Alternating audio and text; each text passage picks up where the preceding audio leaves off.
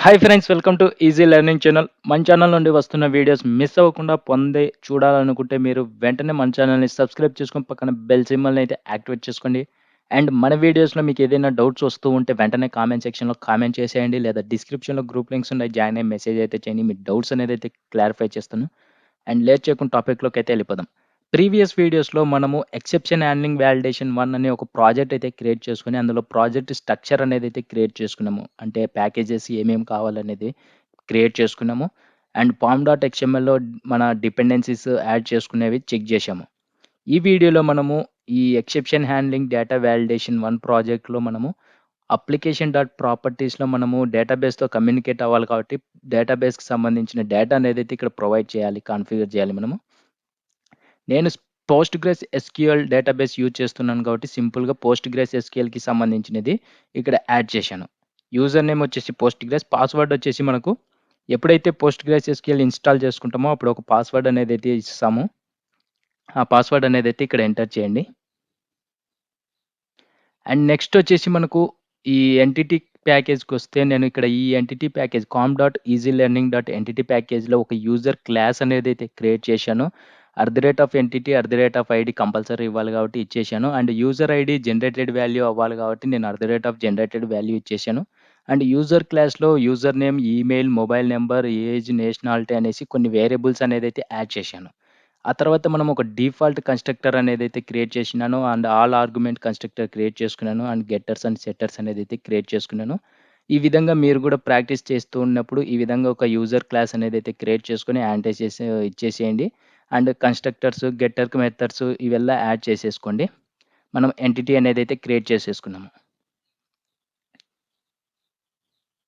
And next వచ్చేసి com dot easy learning dot exception ప్యాకేజ్‌లో నేను యూజర్ నాట్ ఫౌండ్ ఎక్సెప్షన్ అనేసి ఒక క్లాస్ అనేదైతే క్రియేట్ చేసుకున్నాను. అండ్ ఎక్స్టెండ్ కీవర్డ్ యూజ్ చేసి మనం ఎక్సెప్షన్ సూపర్ క్లాస్ అనేదైతే యాడ్ చేసుకున్నాము. అందులో ఒక మెథడ్ అనేదైతే క్రియేట్ చేసుకున్నాము. Public user not found exception in ah, user not found exception string message అనేసి మనం ఆటో జనరేట్ అనేదైతే చేసుకున్నాము. ఈ ఆటో జనరేట్ ఏ విధంగా చేసుకోవాలనేది మీకు ఆల్రెడీ తెలిసి ఉంటదనుకుంటా. నేను మళ్ళీ చెప్తాను. రైట్ క్లిక్ అయితే ఇచ్చేసేయండి. సోర్స్‌లోకెళ్ళండి. అండ్ ఆ తర్వాత మనము కన్‌స్ట్రక్టర్స్ ఫ్రమ్ సూపర్ క్లాస్ అని ఉంది కదా! దీని మీదైతే క్లిక్ చేయండి. ఇక్కడ మనకు కావాల్సిన కన్‌స్ట్రక్టర్స్‌లో అదే లైక్ మెసేజెస్ మెథడ్ కన్‌స్ట్రక్టర్స్ అనేదైతే ఉన్నాయి. మీకు ఏది కావాలంటే ఆ కన్‌స్ట్రక్టర్ అనేదైతే యాడ్ చేసుకోవచ్చు. నేను ఆల్రెడీ ఒక కన్‌స్ట్రక్టర్ అనేదైతే క్రియేట్ చేశాను. ఈ public user not found exception అనేసి ఒక కన్‌స్ట్రక్టర్ యాడ్ చేశాను. అండ్ ఆ తర్వాత మనము com dot easy learning dot రెపోలో యూజర్ రెపో అని ఇంటర్ఫేస్ అనేదైతే క్రియేట్ చేశాను. Public interface user repo extend keyword use చేసి మనము సూపర్ క్లాస్ లైక్ ఇంటర్ఫేస్ అనేది ఇంకొక ఇంటర్ఫేస్ జేపీఆర్ రిపోజిటరీ ఇంటర్ఫేస్ అనేదైతే యాడ్ చేసుకుంటామో, యూజర్ అనేది మనం ఎంటిటీ క్రియేట్ చేసుకున్నాం కాబట్టి ఇక్కడ యూజర్ అనేదైతే ఇచ్చేసాము. మనము జనరేటెడ్ వాల్యూ యూజర్ ఐడీ అనేదైతే ఇచ్చుకున్నాం కాబట్టి ఇంటీజర్‌లో అది ఇంటీజర్ వాల్యూ అనేదైతే ఇక్కడ ఇచ్చేసాము. ప్రిమిటివ్ టైప్ కాబట్టి.